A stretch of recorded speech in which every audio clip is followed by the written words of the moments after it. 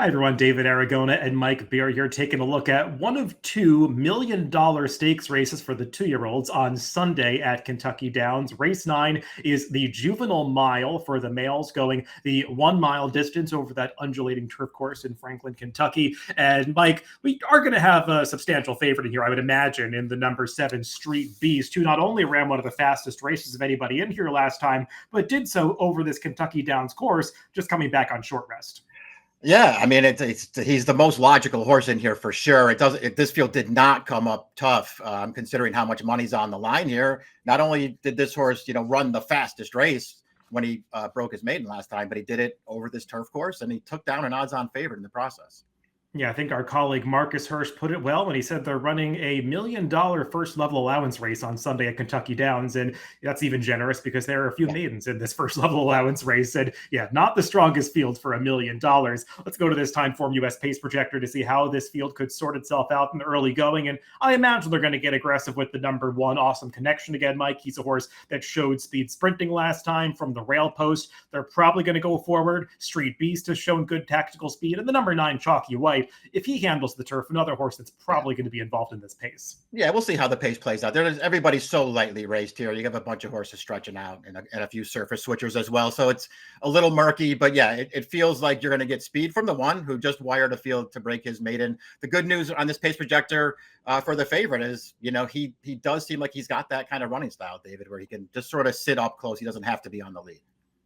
Let's go through this field from the rail out, beginning with that horse shown leading on the pace projector, the number 1 Awesome Connection. We'll take a look at his most recent start up at Woodbine, where he broke his maiden at 17-1, kind of desperately holding on at the end to win by a nose. This horse ran pretty well, Mike, to show speed. I know the pace looks slow. I was looking at the Timeform US pace figures. Actually, is coded as a faster pace than I thought the fractions looked. And the race is kind of coming apart at the end. So that basically stands up to scrutiny because you can kind of see it's a blanket finish as this whole field is coming together at the wire and Awesome Connection just barely holds on. I wouldn't say this gives you a ton of confidence about the added distance stretching out to a mile here, but he does figure to show speed again. Yeah, we'll see. Maybe he just gets the right trip in here. And, being on the lead in a race like this one can be a pretty big advantage because it's not like, we'll see how it all plays out down the line, but there might not be a lot of talent chasing this horse through the stretch.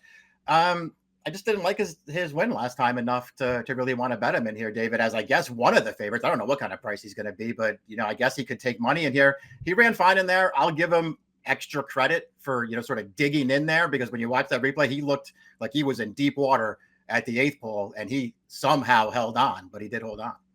I will point out, it does look like he's been privately sold since the last race, moving into a different barn. Jose Ortiz, a big jockey upgrade for this horse. And this trainer and Jose Ortiz, when they hook up together, they've got some very strong stats together. The number 2, Ciborio, a horse that took a few starts to figure things out, Mike. The trip he got to back at Gulfstream Park was wild. I don't know if you watched that race.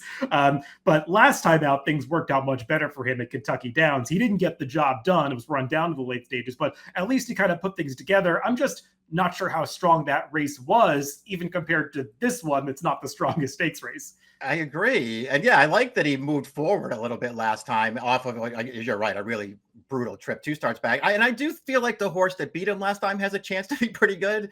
I still don't want to bet this horse off of anything that he's done so far. The number 3, J.J. Gray, is coming off a debut win at Colonial, and we'll see if he runs here. He is cross-entered on Saturday at Colonial Downs in a stakes race that looks like it might be even softer than this one. I think he's 5-2 on the morning line in that race with a good post. So we'll see where Ken McPeak decides to run this horse. But he delivered at a very short price on debut. Not sure what he was beating, one of those optional claiming races over in Virginia. But against this field, Mike, I can't write him off.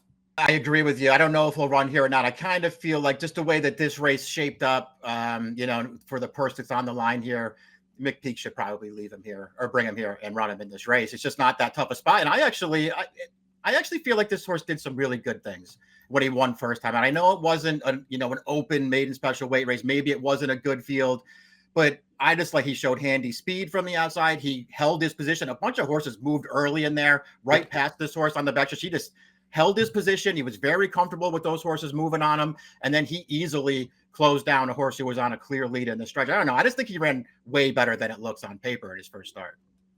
The number 4 Swamp King is another horse coming off a maiden victory last time out, his at Ellis Park in the second start of his career. And he's also another horse that has changed hands since his last race. He was sold at the Facing-Tipton auction for $60,000 in late August. And Mike, he got the job done last time, made a middle move down the backstretch to get the lead, and then was able to hold sway late. Again, don't know what he was facing. The speed figure didn't come back that strong. And we'll see if he can get forward in a race like this. Yeah, I just didn't like him enough. I took a long look at this horse because it's the kind of race where I feel like you want to, sort of, keep an open mind about everybody. And I was trying to do that with him. I didn't love his debut. Did feel like he was way more clued in last time. He ran a much better race second time out, but he also, it was hard to be really impressed with that maiden win because I just thought overall he just got a great ride in there, even though, as you point out, he did sort of move early, but I think he moved early and it was the right move in that race to sort of take over. He got sort of drifting at the end of that race and just held on. I don't know. He did run better second time out. I think he has to run better again, even against this field. The number 5 Baytown Dreamer, for a horse that's going to be a big price, Mike, he does have some of the fastest speed figures in this race, at least in the mid-60s, and he's got plenty of experience under his belt. He competed on turf last time in a stakes race up at Woodbine, arguably a tougher field than this one, and he was wide most of the way. I still didn't like the way he finished, and I thought he beat a pretty weak field when he broke his maiden at Ellis 2 back. But for a horse that could be in the 20-1 range, he's not the craziest one to take a shot with. I agree. If he's going to be around 20-1, I wouldn't totally dismiss him. But like you, I didn't love him in here. He was wide last time. I still didn't think that he ran that well. His debut, the turf debut, rather, 2 starts back. I mean, he was. It was 8 horses there. He was the only horse that had prior races, and 3 of them. He's facing all first-time starters. He got absolutely loose on the lead, and he held on. He ran fine in there, but it wasn't anything that thrilled me. If he's 20-1, I won't argue. If he's lower, I would argue. The number 6 Duke of Suggins will be changing surfaces for the first time in this race, having made both prior starts sprinting on the dirt. I liked the debut, Mike, where he rated off the pace. It seemed like they went pretty fast up front, but the leaders kind of came back to him. The race was coming apart at the end, but he did hold on to win. Last about in the Bashford Manor, just got outrun every step of the way. He did stay on for 4th, but was no match for those horses. Yep. Interested what you make of this horse's pedigree as they switch surfaces here. I think it's one of the things that I really like about him is his pedigree. And now I know that he's by Tom DeTodd and that he was a dirt horse. He wasn't a turf horse, but he had turf pedigree. Tom DeTodd, he did debut on the grass. I mean, he didn't run well and he got way better on dirt, but he did debut on turf and he's got plenty of turf in his pedigree. This horse has all turf on the bottom of his pedigree as well, in my opinion. And I like his running style. I like sort of the intangibles with him. I don't think you're going to be blown away by either of his first 2 races, but I like his pedigree. I like his trainer. I like his running style for the surface switch as well. And I did think he ran well on debut. I'm trying not to hold the Bashford Manor against him too much because he just looked like he was overmatched by those horses. And I got news for you. Whatever you think of Romeo and Comport, who ran 1-2, and I think they're both pretty good, but whatever you think of them, they're way better than anything that this horse is facing in here. Fair enough. It's not a case to improve that much on the surface switch to beat a field like this. The number 7 Street Beast, he is squarely the one to beat in this race, Mike. He's run well in both prior turf starts. I actually thought the horse that beat him on debut at Ellis looked pretty good. I know he came back to disappoint next time at Kentucky Downs, but this horse, Street Beast, came back stretching out an extra furlong to go the 6.5 last time. We'll take a look at the replay of this allowance race that he won at Kentucky Downs. So you do note he was beating some winners this day. I think there were also some maidens in this race, but the horse that he's running down at the very end, Intricate Spirit, he is a horse that had broken his maiden very impressively on debut at Saratoga. And the fact that Street Beast was able to run down a good horse like that, it gives me confidence that against this field, he's going to be okay. And when I look at this pedigree, Mike, there are plenty of influences on the dam side to say longer's better. Absolutely. The stretch out to the mile here to be the least of my worries with this horse. He's so solid against, especially when you look at him first and then look at everybody else in the field. Yeah. He's so solid in here. And even, as good as the horse is, and I do think he probably ran down a decent horse in that replay we just watched. I also just like, this horse made the lead in there. He actually conceded to Intricate Spirit and let him take over and then came back for him in the stretch and beat him. There's just a lot to like about him. I'm not going to sit here and suggest I'd be dying to take a short price on him in this race, just because it is one of those races where it just feels like there are some wild cards in this race. Maybe none of them are any good. This horse is probably going to win, though, and he's going to be a very short price. Yeah, it's going to be a very short price. And we should mention there's some rain predicted earlier in the week at Kentucky Downs, and that could be just another variable you throw in if the turf course comes up wet for Saturday and Sunday. So we'll see how short a price really Street Beast merits to be, but he does look like the one to beat. The number 8 Naughty Nix is going to be a big price at this race, coming off a 4th place finish on the synthetic at Gulfstream when he made his debut. Like, he was staying on at the end of that race. In terms of the pedigree switching to turf, I mean, you could go either way on it. Nick's Go has actually put up a record of 3 for 11 with his progeny trying turf so far as a young stallion. When you go into the second generation, there's some turf, but his dam sire is Union Rags, and I don't love that. I don't love that either, but I like all the other stuff about him. It's weird that this horse and the horse drawn to the outside, Thunder Zeus, they both debuted in the same race. They're both second-time starters running here with the surface switch, and I feel like they're both the other one's probably even more bred for turf, but I think this horse is sneakily bred for turf. And so that got my attention. We'll see, what happens with the Nix Goes. So far he's gotten some decent turf horses. I don't know if that's gonna carry on, but this, as you pointed out, I don't love that the dam is by Union Rags, but this is all grass. This is an Augustan female family. The dam herself, she's a sister to 5 stakes winners, including some really, really good turf horses. I mean, this horse is bred to move up. And I just felt like, I don't know if you went, bothered to watch the debut, David. I thought this horse was kind of green in there, did not get, it's like she got a perfect trip in that race. And he was trying to run on through the stretch. I don't know. I feel like he did some good things there. He's going to be a huge price in this race. I would use him.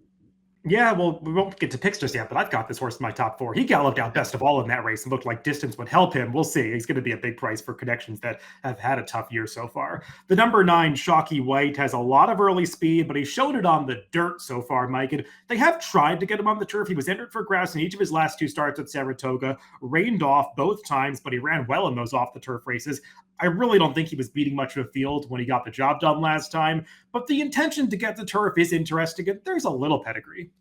Yeah, there's a little pedigree. Yeah, I saw the same things you did. Those like this, it's more about intention maybe, and then just the fact that, as we've already sort of talked about with the horse that's drawn to the rail here, this horse could make the lead in this race, and being in front in a race like this one can be a big advantage sometimes.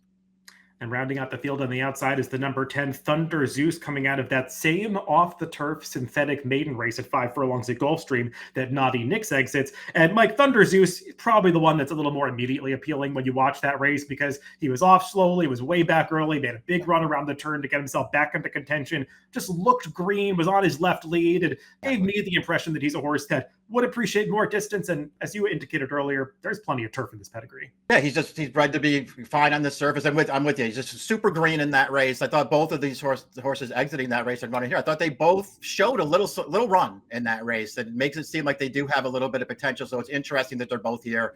I don't know. We're going to get the picks here in a second. I have them both in there.